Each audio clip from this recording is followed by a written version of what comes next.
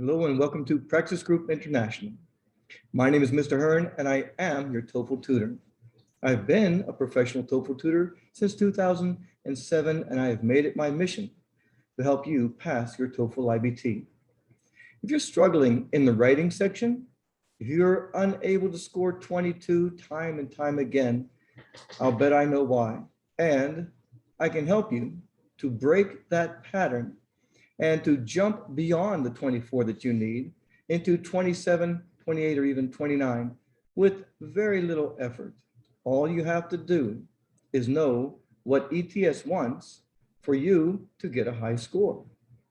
Now, while you're watching this video, if you feel that it's helping you, please like, share, subscribe, ring the bell because I'm making more videos all the time. As the test changes, I have to make new videos because I have to keep up with the changes in the test so that I can help you.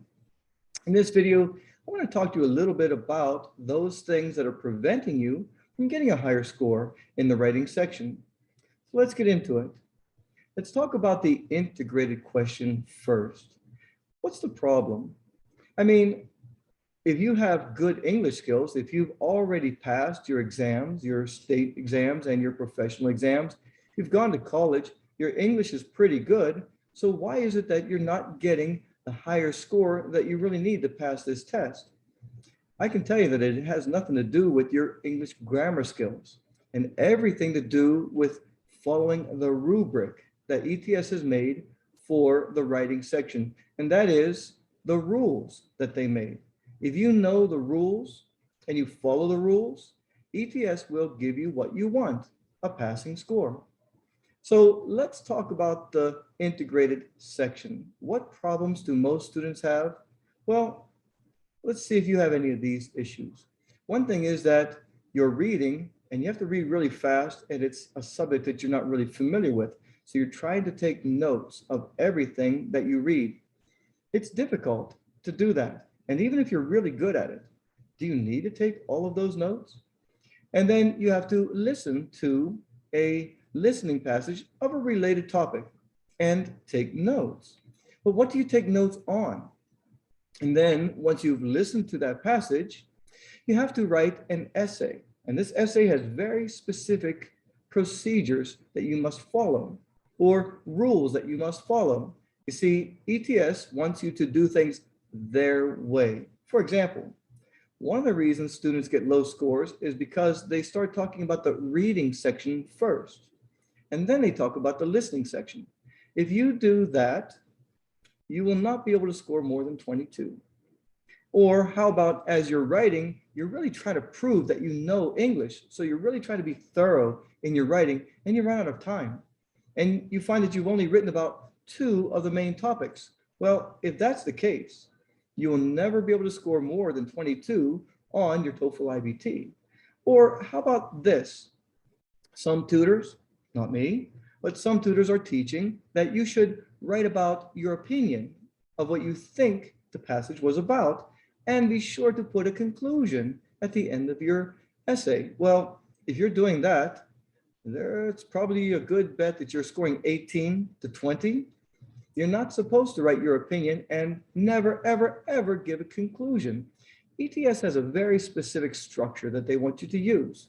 And if you use that structure, you will earn a high score. For example, the question is asking you about what the listening passage was about and how it relates to the reading passage.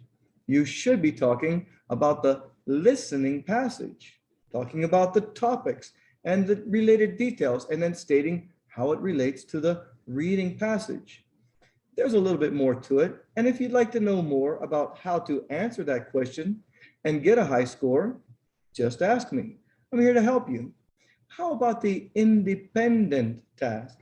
Now, this independent task is just asking you a question, and you have to think of the reasons, examples, and details.